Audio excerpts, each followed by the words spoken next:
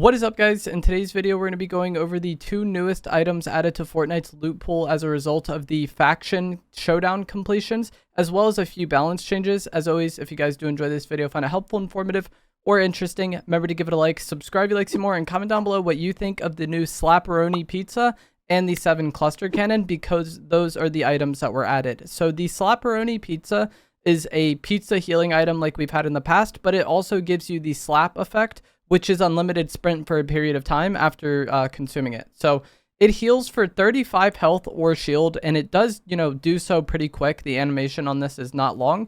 You can carry 3 slices of pizza and a stack in your inventory, or you can carry the entire box and then throw it down when you need to heal. But needing to throw it down and then look down at it to heal will probably add some time to how long it takes you to heal. And as I said, it gives you the slap effect for a period of time after you consume the pizza.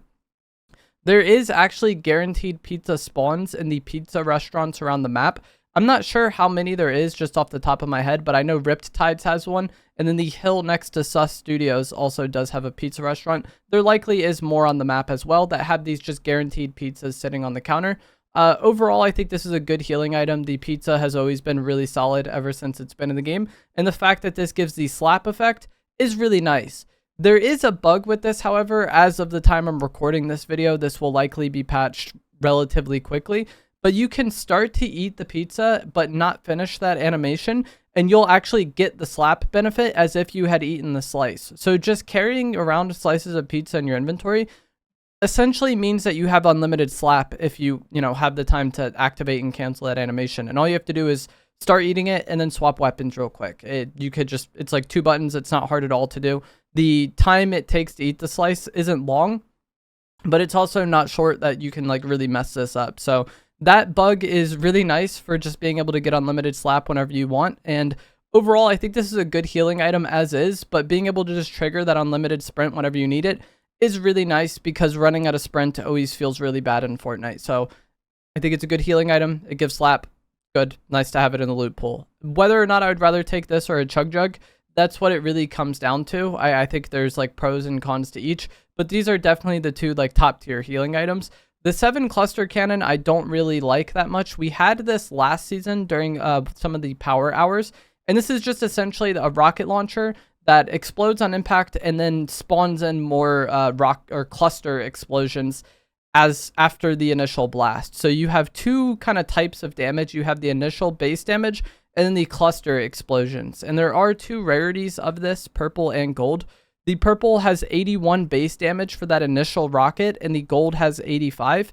And then the cluster explosions are 32 damage for the purple and 34 damage for the gold. So it's fine. It's a rocket item. I don't think it's really that exciting or noteworthy. And as I said, I didn't really enjoy my time using this in the past power hours. I don't really see myself using it much now.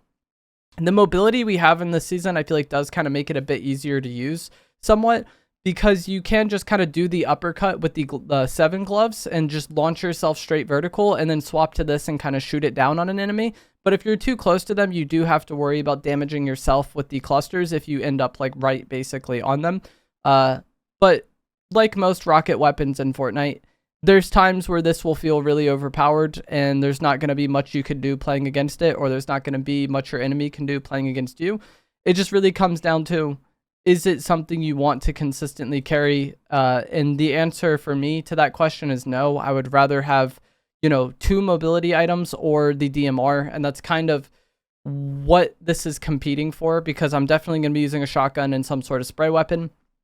I'm definitely going to be using heals until we only have 2 inventory slots left. And as I just kind of said, the DMR, I would like to be in one of those, or 2 mobility items, I would like to be in those. And it just doesn't leave much room for the rocket launcher. And I don't really feel bad about not taking it. We also did get some balance changes, and I think this is actually going to be the most interesting part of these changes for a lot of people. So the overdrive grenades are this season's version of shockwaves. They now allow you to carry 6 in a stack. It previously was 4, so you're able to carry 2 more of these grenades in a single stack. And the distance you get from using them was also improved. So the kind of movement effect of it that you get was improved. It's probably still less than shockwaves, and it still doesn't break walls or anything like that, but it does feel like a better mobility item after these changes, especially just being able to carry 6.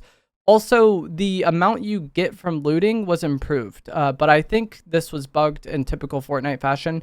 So since this change, I was getting 3 of these overdrive grenades from floor loot and 2 from chests, but I would assume it's meant to be 3 from chests as well, and so that will probably get fixed over time.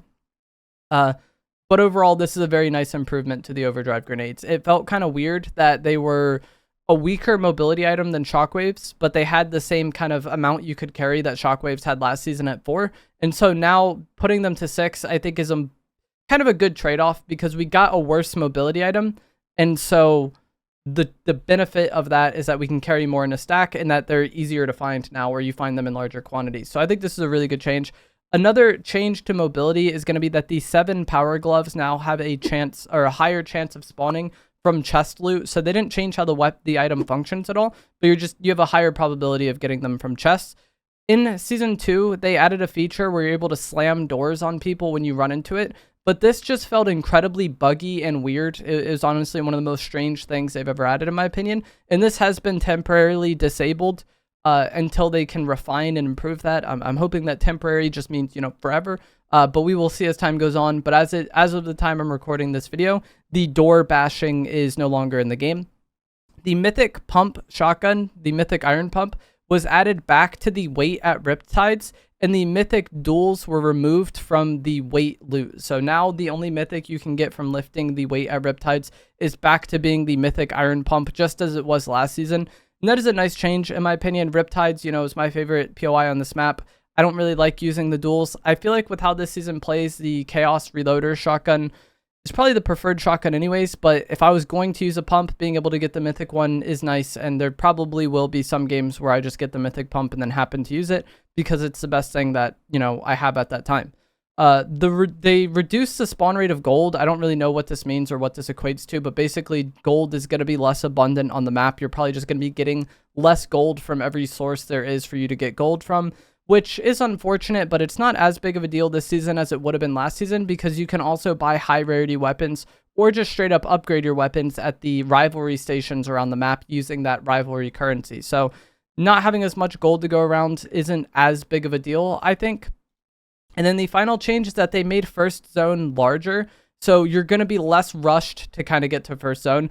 I actually think this is a very bad change. If anything, I think they should have made first zone move faster, or some of the mid-game zones move faster or have less time, because with how this season is played out with the rivalry systems, I feel like games die out pretty quick because everyone's getting these bounties and going for them. And so making first zone even larger, I think is just going to make the games feel like more of a drag, because you're going to be in a larger zone with less people alive because everyone's just doing bounties and hunting each other down.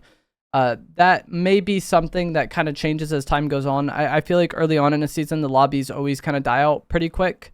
And then as the season goes on, people kind of chill out a bit, things stabilize more. So maybe that'll happen here as well. But I think making first zone larger was a very strange change with how this season has played out thus far. But that is going to be it for this video.